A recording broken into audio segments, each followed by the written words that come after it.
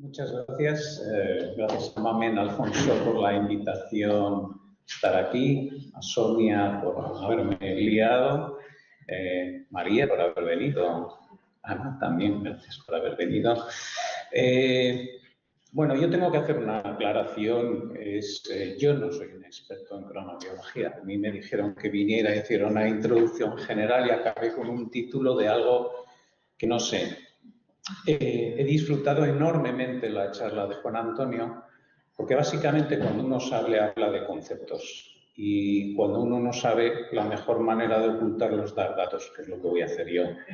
Yo voy a darles datos, información. Es cierto que una parte la conocemos desde hace muchos años, es decir, en el ámbito cardiovascular conocemos el impacto que tiene el tiempo y los ciclos,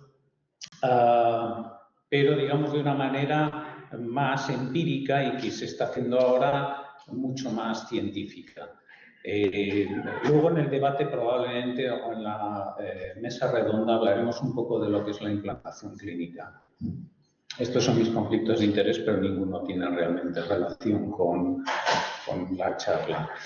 Bueno, ya hemos oído la importancia que tienen los ritmos circadianos en el organismo. De hecho, empíricamente lo sabemos más allá de lo que es la biología. Sabemos que hay personas alondra y personas búho. Y además es horrible cuando en la familia el que se levanta a las 8 de la mañana y empieza a cacharrear mientras todos quieren dormir, y el que cuando ya está muriéndose, pues el niño ya no para de hablar a las 11 de la noche. Bueno, esto lo vivimos todos los días. Entonces sabemos que hay ritmos vitales más allá de la ciencia que afectan a las personas y que además no podemos cambiar. El que es búho y el que es alondra, y no es nada fácil cambiar eso. ¿Quién lo genera o quién lo motiva? Bueno, pues no lo sabemos, pero es una realidad. La ciencia, y lo que nos ha explicado ahora Juan Antonio, ya nos dice que muchos de estos ritmos biológicos interiores, de comportamiento, etcétera, están regulados desde un reloj central, principalmente en el cerebro, pero que también se coordina o no con relojes biológicos. Y esto, en efecto, sí tiene importancia más allá de la biología, importancia clínica. Y esto sí que es cierto que lo sabemos hace muchos años. Fíjense, este estudio es de 1994, es decir, hace 30 años, ¿no? El GISI, claro, la mayoría de ustedes son muy jóvenes, es uno de los grandes estudios de la cardiología en el que se demostró que la fibrinolisis reducía la mortalidad en infarto agudo de miocardio. Son estudios italianos, multicéntricos. Este estudio, fíjense, 11.000 pacientes con infarto agudo de miocardio. Y vean ustedes las horas en que aparecen los infartos agudos de miocardio. En efecto, tiene un patrón cíclico. Y ya desde hace tiempo se sabe, desde hace muchos años, se sabe que hay aproximadamente al despertar a la primera hora de la mañana hay un aumento en la incidencia de infartos agudos de miocardio. Y ya en este estudio, y estoy solo mencionando uno, se puede ver cómo esto ocurría en pacientes más jóvenes, menos jóvenes, diabéticos, no diabéticos, hipertensos y no hipertensos. Por tanto, esto ya lo sabíamos hace muchos años, con lo cual esta parte en la cardiología era conocida. Esto es un estudio sueco, enorme, registro nacional de infartos agudos de miocardio en toda Suecia, y vean ustedes las horas en que aparecen los infartos, ¿vale? Con y sin elevación del ST, no entro en técnicas de infartos más grandes, más pequeños si quieren hacer, pero fíjense de nuevo cómo esto ya no es Italia, esto es Suecia, probablemente los ritmos del sol, etcétera, la luminosidad es distinta, pero el ritmo se mantiene. El riesgo de tener un infarto aumenta básicamente al despertarse, ¿no? Por tanto, en efecto, este tipo de ritmo circadiano, central y periférico ocurre, pero un aspecto muy interesante es, como os he dicho antes, que está modificado. no es puramente fijo, biológico, sino que el entorno lo modifica, pero también el comportamiento lo modifica. Y esto también lo aprendimos empíricamente, y aquí tienen el ejemplo que les había dicho del estudio GISI, cómo en los no fumadores tenían claramente ese pico y, sin embargo, el tabaco cambiaba ese ritmo y anulaba ese pico. Es decir, el fumar empieza o modifica ese perfil de ritmo circadiano que ocurre, digamos, en personas que no fuman, ¿no? Este es un estudio ya, estos eran pacientes con infarto que venían al hospital para hacerse fibrinólisis. Estos son un estudio poblacional del Mónica, recuerdan, un estudio poblacional en el que se veía también de nuevo que en los pacientes que tenían en la población infarto agudo de miocardio, básicamente también se verificaba, esto era un estudio de Mónica Augsburg, que está en Austria, cómo se veía también ese pico. Y ese pico no solo ocurría en una hora del día, sino que además cambiaba a lo largo de la semana. Y fíjense ustedes que en los lunes había más infartos que en el demás días. Pero además los lunes había en los trabajadores y no en los no trabajadores. Por tanto, no solo es la hora del día, sino que es el día y la actividad que estás haciendo. Por tanto, estos ritmos biológicos, como se ha dicho muy bien antes, están modificados por aspectos de comportamiento, por aspectos de salud, por aspectos laborales, etcétera, ¿no?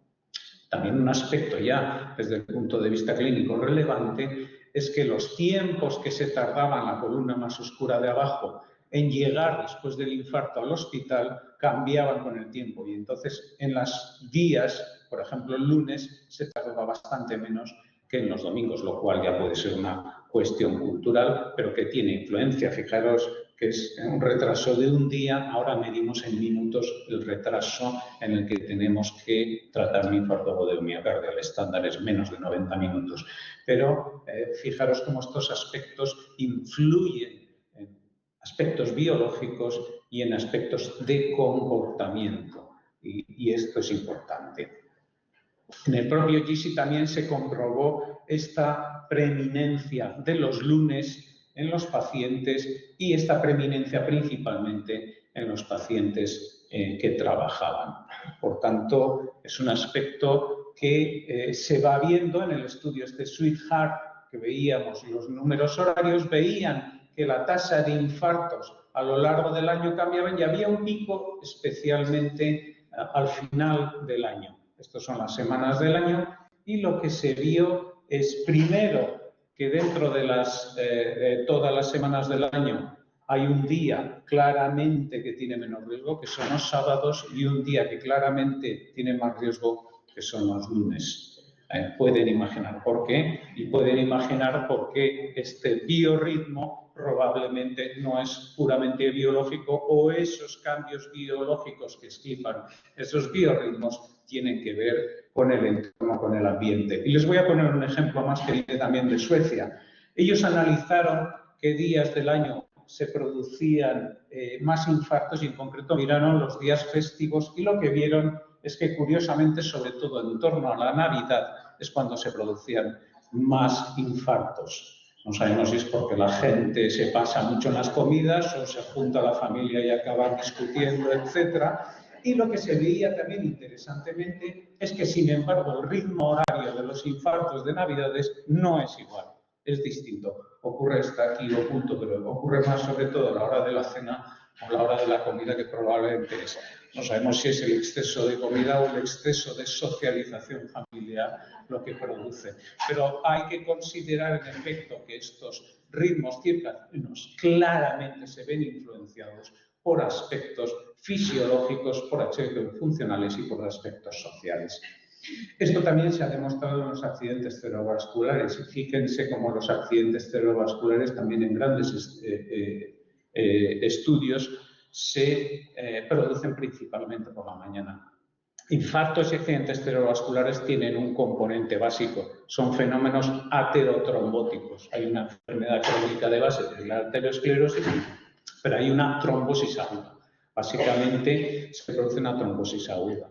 Para que haya una trombosis aguda, recuerda la triada de Virchow para las venosas, pero a niveles arteriales también hay una serie de aspectos que lo modifican. Y en efecto hay una serie de ritmos circadianos en todos los factores de riesgo. No voy a entrar, porque estoy seguro que después lo explicarán muy bien, los patrones circadianos de la tensión arterial o de la hipertensión arterial. Fíjense cómo los humanos tenemos esta subida de tensión durante el día y baja por la noche, mientras que, por ejemplo, los roedores nocturnos pues tienen el inverso. Evidentemente necesitamos una tensión más alta para mantener eso. Luego, a partir de ahí, están los comportamientos patológicos, que yo no se los voy a explicar porque seguro que después se los cuentan. Pero es que esto ocurre para todo. Hay ritmos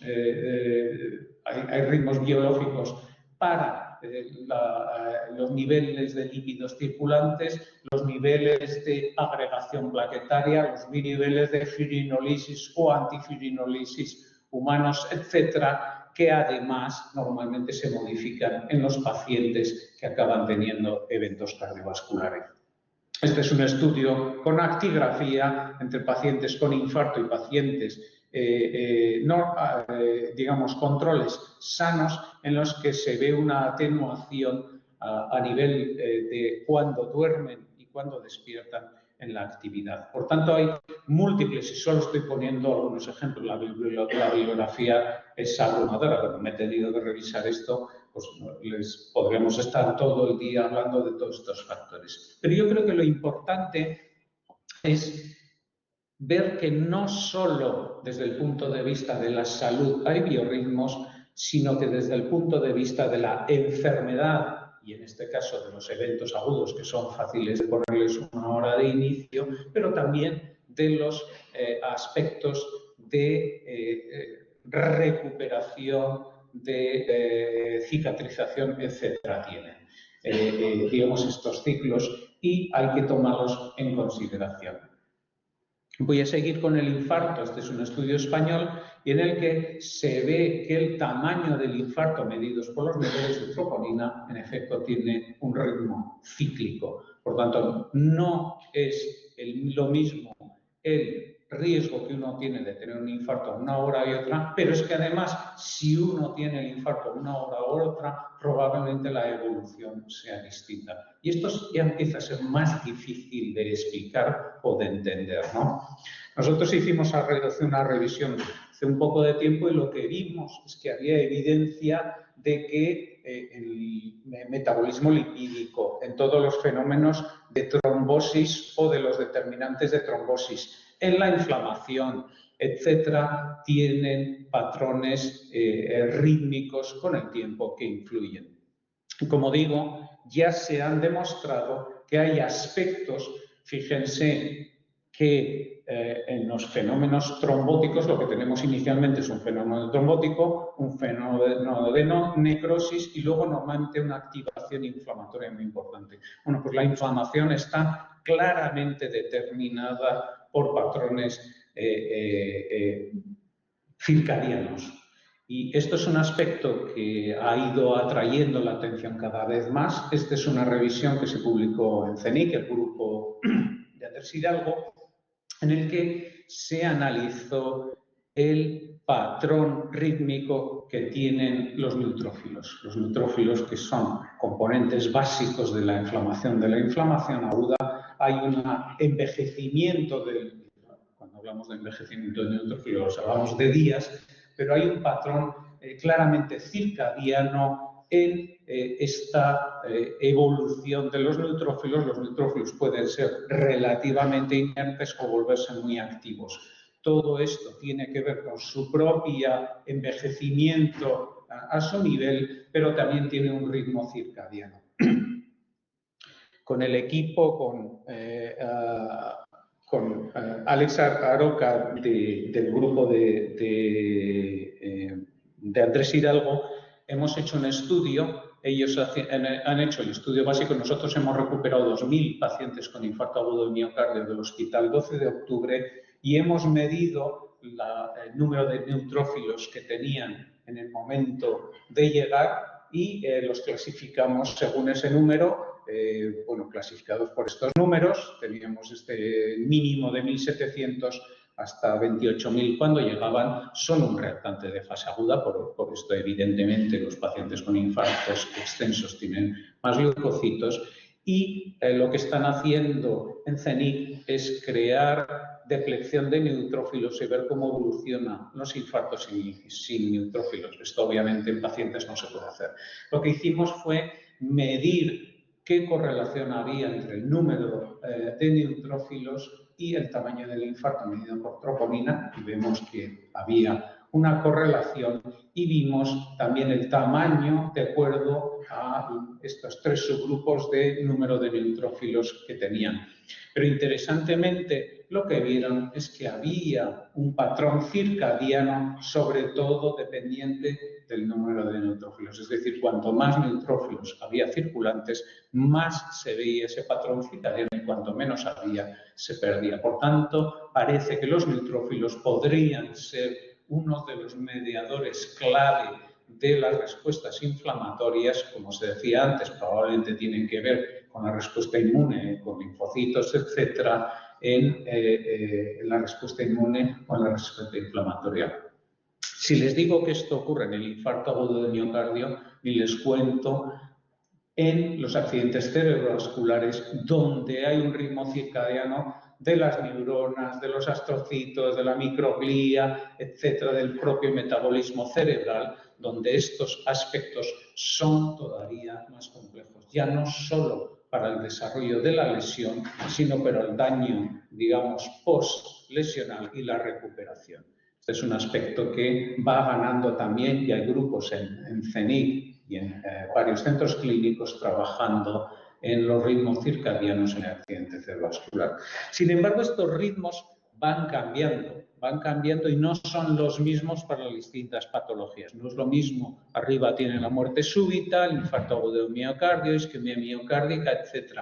La realidad es que el ritmo circadiano no es universal y no es igual ni siquiera para los aspectos del corazón. Aquí tienen en el mismo estudio que les comentaba antes, en el MONICA, el ritmo de las muertes súbitas que había ahí, y en efecto parece que hay un ritmo no tan marcado con el infarto. Sin embargo, no se vio un ritmo que estuviera tan modificado por los días de la semana, si bien es verdad que probablemente el trabajar o no trabajar sí que cambiará los patrones. Existen distintos riesgos dependiendo del tipo de mecanismo de enfermedad. Hay algún tipo, por ejemplo, las arritmias ventriculares, hay algunas que son más nocturnas, típico, por ejemplo, el síndrome de Brugada, muy típico también la fibrilación ventricular por el despertador, etcétera. Hay algún tipo de respuestas o de patologías que tienen que ver, y otras patologías y otros tipos de arritmias o de patologías que ocurren en otros momentos del día. La explicación de ello no es fácil. Sabemos que hay arritmias de predominio nocturno, incluso la misma arritmia, hay fibrilaciones auriculares que son más simpaticotónicas y aparecen por la mañana, y otros, sin embargo, que las desarrollan solo por la noche. La combinación de todos estos factores todavía tiene que conocerse. Y esto tiene que ver un poco con ritmos que hay en, la determinación genética, la transmisión a proteínas y la activación de procesos. Por ello, y esto ya vamos pasando a la posibilidad de ir sincronizando o, alineando las intervenciones a este tipo de ciclos, ya sea a nivel genético, a nivel de las proteínas circulantes o a nivel de los procesos. Y esto es algo que ya tiene que ver con la terapia.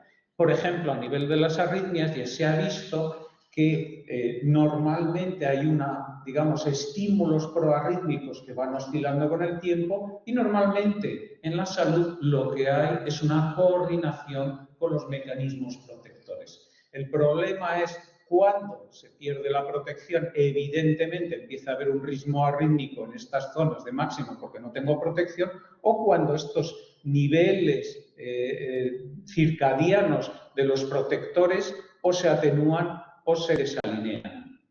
Entonces, una opción es primero entender por qué ocurre eso y segundo ver si las puedo modificar.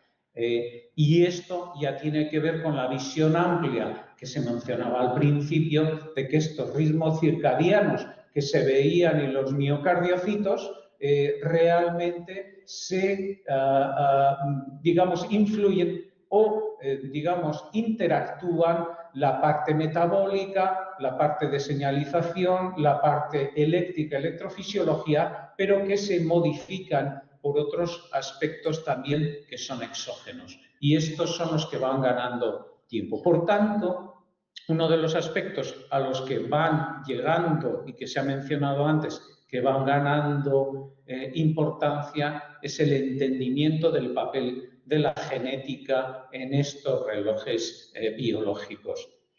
Ya se han comentado, este dímero clock dimal, estos normalmente son intracelulares, se descubrieron en efecto en el hipotálamo, pero se ha demostrado que las tienen todas las células y de hecho se van viendo que la expresión de los otros genes reguladores citoplasmáticos, RB, tienen cada vez más papel en distintas patologías y además de manera distinta, por ejemplo, en distintos triggers de arritmias ventriculares, la capacidad de recibir feedback o de sacarlo, digamos, o de las consecuencias que tiene a nivel celular, a nivel fisiológico en las distintas patologías. Aquí, por ejemplo, es una revisión que hicimos de qué papel tienen los distintos genes en los distintos procesos de la arteriosclerosis y de los eventos agudos, ¿no? Por tanto, este es un campo que se va, digamos, incrementando como potencial de diana terapéutica. ¿Por qué? Porque hasta ahora, básicamente, el concepto de medicina o cronoterapia se centraba principalmente en intentar alinear con estos ciclos biológicos pues la medicación, como se decía antes, y ya existen evidencias, y oiremos más tarde algunos de los ensayos clínicos que han demostrado que cambiar la hora de dar algunos fármacos tiene consecuencias clínicas, lo acabamos de oír, muy importantes. La cronoterapia de la luz, acabamos de oír también la importancia que tiene la luz de día y sobre todo de noche. La alimentación, la sincronización de la alimentación, de la comida, el tipo de comida, etc. Entonces, esto es algo que está en boga, en que se va investigando más, pero luego lo hablaremos en la mesa redonda, todavía no se ha implementado claramente. Sin embargo, tenemos que ir ya pensando en algo más allá. Tenemos que ver los mecanismos de sincronía o asincronía y todo este tipo de genes y también, digamos, de aspectos o mediadores que influyen en la sincronización o asincronización o la sincronía o sincronía de este reloj central o de los relojes periféricos y dependiendo de los targets. Ya se decía antes que puede haber una asincronización de los distintos órganos. Y es muy importante, y mencionaba antes el de las células grasas, pero es que la sincronía y el papel, por ejemplo, del sueño en la obesidad y la pérdida de peso es absolutamente clave, pero tiene que ver también la correlación con los niveles de lípidos, con los niveles de hormonas que las regulan, leptinas, etc. Por tanto, el futuro, y aquí quiero terminar, viene no solo, digamos, con alinear la medicación o las terapias que utilizamos tradicionalmente con los ritmos circadianos que podamos entender, y seguro que ahora oiremos algo en la hipertensión arterial y ya hemos oído algo de los ritmos que empezamos a entender en aspectos fisiológicos o en aspectos patológicos como los factores de riesgo.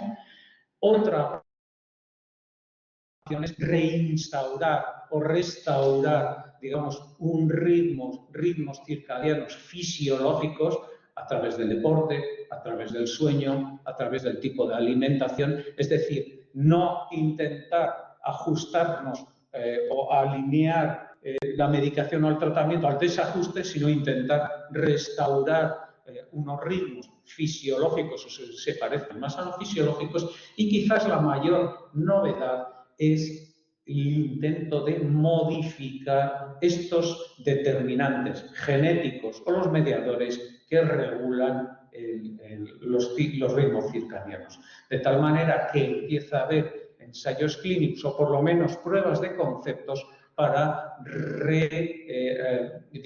realinear o reorganizar los relojes, los ritmos circadianos, los relojes centrales o periféricos, para poder no tener que ir aquí, sino poder, digamos, resetearlos y ponerlos adecuadamente. Estoy seguro que en las próximas charlas nos explicarán si esto todavía es una quimera o estamos muy cerca. Muchas gracias por su atención.